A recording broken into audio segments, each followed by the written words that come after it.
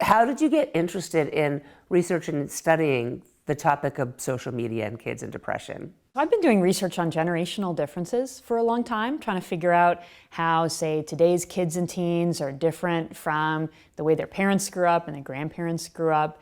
And of course, today, one of the major differences is in how kids interact with technology and how they're using tablets and phones so many hours of the day. And that's a really stark difference from the way that previous generations grew up and how they spent their childhood and their teen years.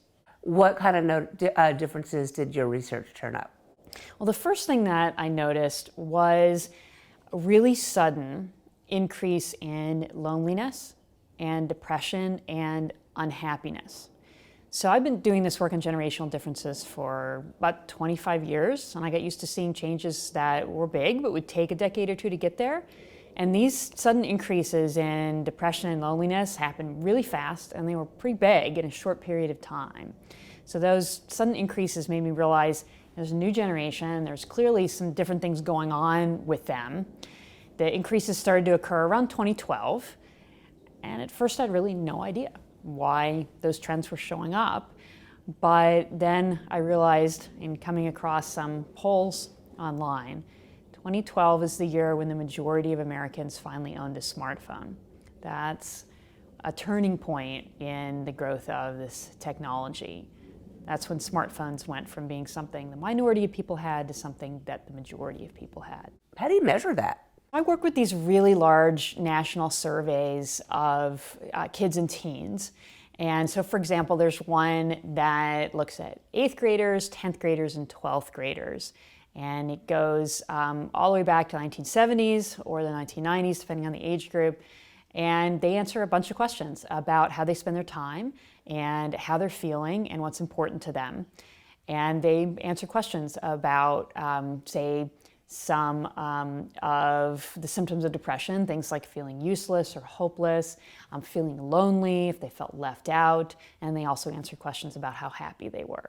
And they're pretty honest about that. This survey, its main purpose is to look at drug and alcohol use, things that are actually illegal among these age groups.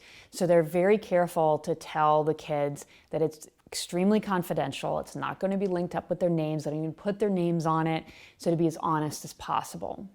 Were the kids able to identify where the increased depression and the loneliness were coming from? They're not asked about that, and the trends over time are not something they would be aware of because they're just aware of their own feelings in the moment. However, they also are asked about how they spend their time. So they're asked how much time they spend on social media, how much time online, on gaming, on texting, and then separately they're asked how happy they are and the symptoms of depression, loneliness, and so on. So they're asked these things separately, and it does show up that those who, for example, spend a lot of time online are twice as likely to be unhappy as those who spend a small amount of time online. What is considered a lot of time online? The teens who spend more than 5 hours a day online are twice as likely to say that they're unhappy as those who spend less than an hour online. That's a lot. Who has time to do that? Well, apparently they do. If you add together the amount of time that 12th graders say they spend texting, online, and on social media, so just 3 activities, just during leisure time, it adds up to 6 hours a day. Some more comprehensive surveys suggest that the number is closer to 8 or even 9 hours a day with screen media. So they're spending an enormous amount of time with screens, so much that it takes up almost all of their leisure time. You would think with Facebook and Instagram and Snapchat and whatever else is out there that they're using these days, it's a connector, it connects people, but why would that lead to loneliness? It is interesting because, yeah, that's supposed to be the purpose of social media. That's what the companies like Facebook say it's supposed to do, is connect you to your friends. Some of their ads even say you'll never be lonely because you'll always be connected to your friends. But the problem is connecting with somebody on social media is not as fulfilling as being with someone face-to-face and having an actual conversation face-to-face, and there's really no comparison in terms of human connection of being with someone in the same room face-to-face as opposed to being on social media. It's a much more shallow relationship. You can have connections to more people, but they're not as emotionally fulfilling. And for loneliness, what really helps protect against loneliness is those really deep human connections. I suppose since everybody has the perfect life on Facebook, that could make people feel a little anxious too. Kids would be more vulnerable to that, right? Yeah, so there's a number of studies on this, so especially people who have a tendency to compare themselves to others. They are more vulnerable to social media leading to feelings of depression, because everybody posts all of the glamorous stuff and all of the positive stuff on Facebook. So you're just seeing everybody else's highlight reels. You're not really seeing everything about their lives, but you know everything about your own life, the bad and the good. So you're comparing yourself to an ideal which is actually just doesn't even exist. So what are moms and dads to do? So I think there's a number of things that parents can do. So I think the first and most important rule is no phones in the bedroom after lights out. So almost every young person I talked to told me that they kept their phone within arm's reach.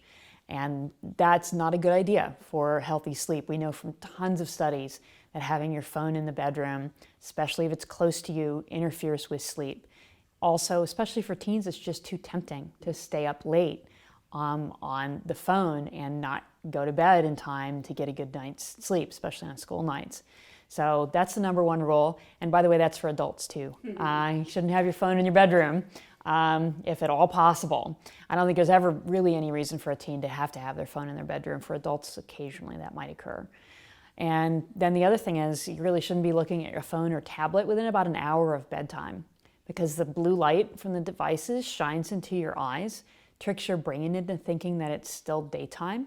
Then you don't produce the sleep hormone, the melatonin that you need to fall asleep quickly and get a good night's sleep. So I think those two rules around sleep are at least a really good place to start. The research on sleep and devices is, I think, the most definitive among what's out there, and then the rules are the most straightforward. Is it effective or even possible to limit social media or computer time, phone time? I think that's another great direction to think about, is that, well, first you have to think about, is your child ready to be on social media? It's actually the law that you're not supposed to have your own social media account until you're 13 years old. It's just never enforced, but it should be, because we should not have 9 and 10-year-olds on social media, even 12-year-olds. They're just not old enough to handle that responsibility and the feelings that they get from being on social media. It's just too much pressure. So I think a lot of parents would say even 13 is too young. So every family is different, every kid is different, but you need to think carefully about whether your child's ready for social media or not. Then the next question is, how much time should they be spending on it? Well, clearly, spending 4, 5, 6 hours a day on social media is probably not a good way to live, because it's going to crowd out time for sleep, and it's going to crowd out time for family interaction, it's going to crowd out time for actually seeing your friends in person, all of which are much better for mental health than spending time on social media. So I think a limit of 2, maybe 3 hours a day of screen time is reasonable. That's during leisure time, so that doesn't count time for homework. It means that kids have enough time to have a little fun, watch a few things online, keep in touch with their friends, and then put the phone down and go do something else. How hopeful are you that we can turn that around and reduce some depression and loneliness? I'm pretty hopeful. I mean, in the last year and a half, there's been a lot of discussion around kids spending too much time on social media. Even among adults, there's been a lot of discussion of, well, these companies, they're specifically designing these products to keep us coming back and to keep us on the sites for as long as possible, that it's an attention economy, that's what they're making money off of. They're making money off of our time and attention. And when we think about our lives and how we want to lead them and how we probably need to find a better balance with technology, I think a lot of people are realizing that they don't really want their time and attention to be sold in this manner. Your book is about these studies and these conclusions? Yes, much of this is in the book. I mean, the book is more comprehensive than that. So it talks about 10 different trends that are shaping this generation known as iGen, who's those born 1995 and later. So I call them iGen because technology has had such a big impact on their lives. So the first generation to spend their entire adolescence with smartphones. They're also obviously influenced by many other cultural factors too, like individualism and income inequality. But arguably technology's had the biggest impact on them. It's really restructured how young people spend their time outside of school in a way that apparently has not been very positive for their mental health. Is there a suicide component to your study? Yeah, so at the same time that loneliness spiked and depression went up and unhappiness went up, the suicide rate for adolescents also increased. It's roughly doubled in the last 10 years. And at the same time, rates of self-harm behaviors like cutting have increased, so emergency room admissions for self-harm have gone up. And there's another study that looked at hospital admissions for teens who were thinking about committing suicide or actually attempted suicide, and those have also increased sharply. And all of these trends show roughly the same pattern, with a pronounced increase after about 2011 or 2012, right as the smartphone became common.